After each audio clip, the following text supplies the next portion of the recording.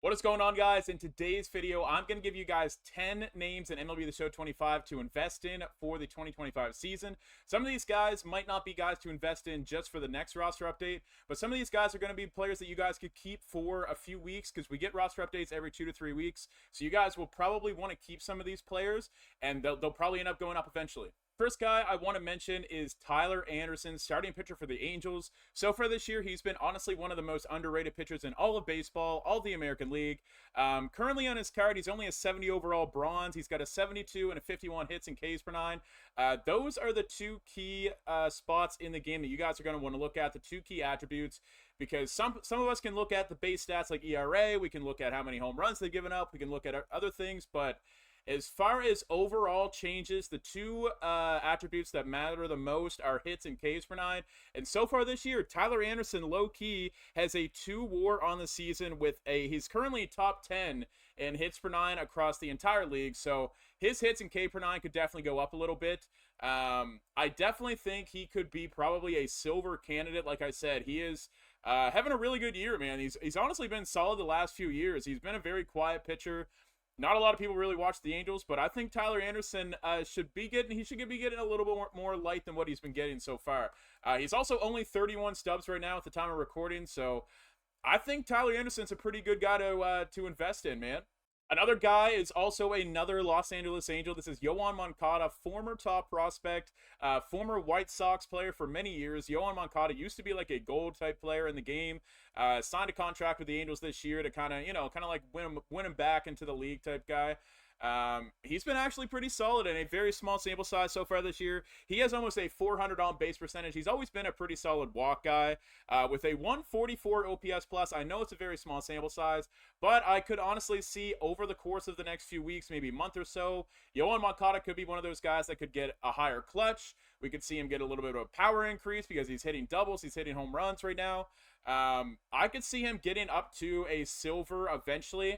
His defense has always been a little bit lackluster in the game, but IRL, he's always been a solid defender. So eventually, they always do roster updates for defensive attributes in the game around the All-Star break or a little bit after the All-Star break. So by then, I could see maybe Yoan Moncada being one of those guys to go to silver. And once again, he's only 33 stubs right now, so go buy him. Now, this one's a little bit of a weird one. Abner Urias for the Milwaukee Brewers, a reliever. He's been a high leverage reliever type guy for them this year. This is such a weird card in the game because it's kind of, you look at it and you're like, where can he improve, right? Because his hits and Ks per nine are already 83.75 for a 69 overall. He already has 99 velo. He's already got 86 break, 87 pitching clutch. Across the board, this looks better than only a 69 overall, but you know, the elephant in the room is probably that 29 walks per nine. He is still walking guys, not as bad as he has in the past. It's a little bit better this year. He's controlling the ball a little bit more. He is striking out guys still at a pretty high rate for his career.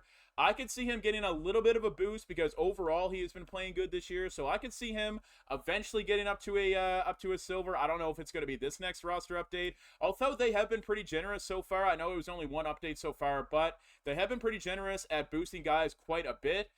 He's also only 25 stubs right now, so I wouldn't mind stocking up on Abner Urias. Now, I know we said we weren't going to talk about some of the obvious ones where I could have probably brought up guys like Mackenzie Gore, James Wood. There's a few other guys around the league that are probably diamond watch type players.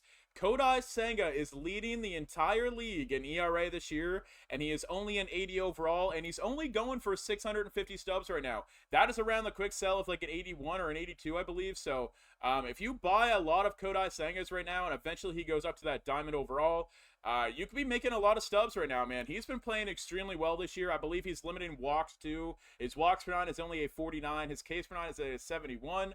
All of those attributes can definitely go up, man, with how well he's been playing for the Mets this year. The Mets rotation and the entire pitching staff for the Mets has been really, really good. So Kodi Smyly is my gold that I'm definitely invested in. Now, I think this one is another obvious one, but I feel like not that many people talk about him, man. Christopher Sanchez for the Philadelphia Phillies.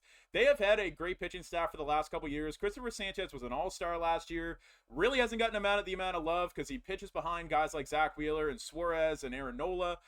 Christopher Sanchez, low-key, the last couple years has been lights out. And this year he is currently, I believe, let me check here once again. He has an 11 Ks per nine this season, and his Ks per nine in the game is only at a 59.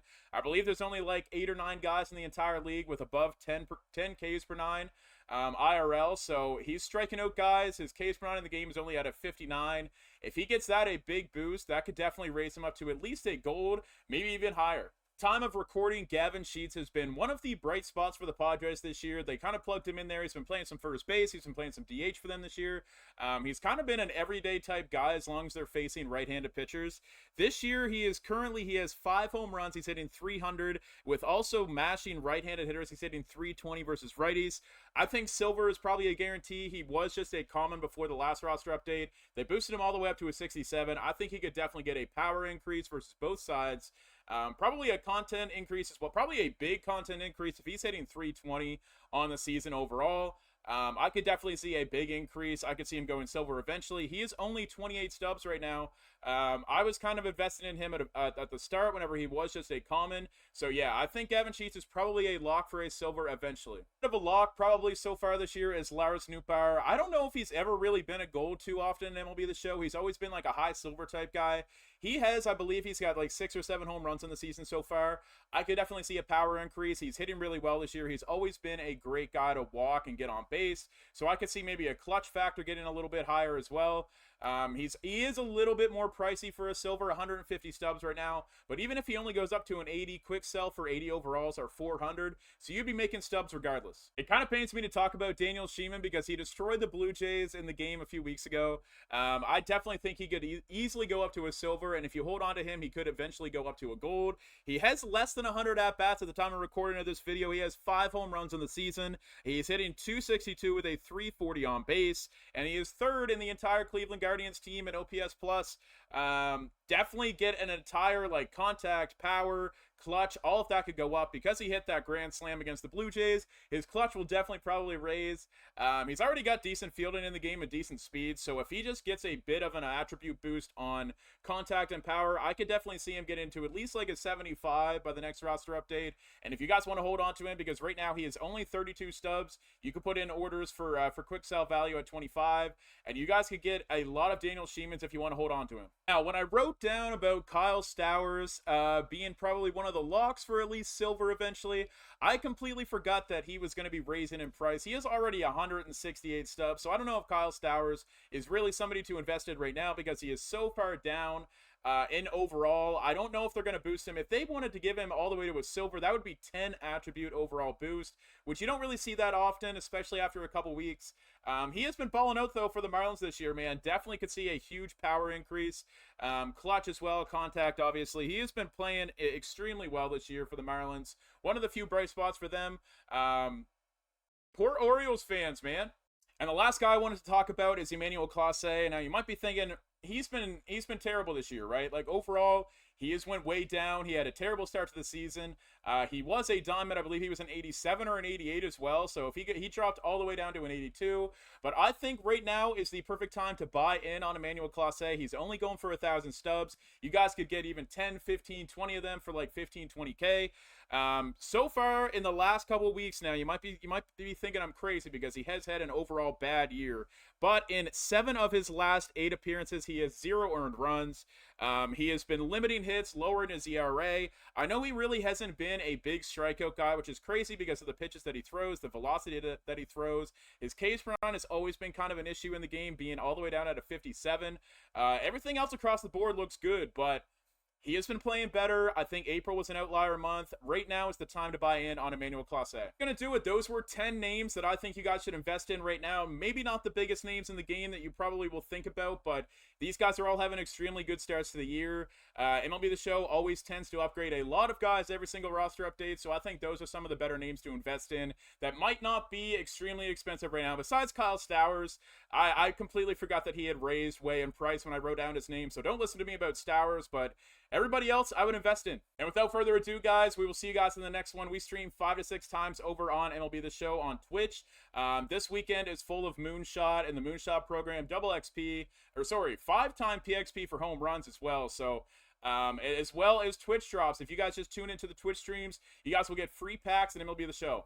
So but without further ado, guys, we'll see you guys in the next one.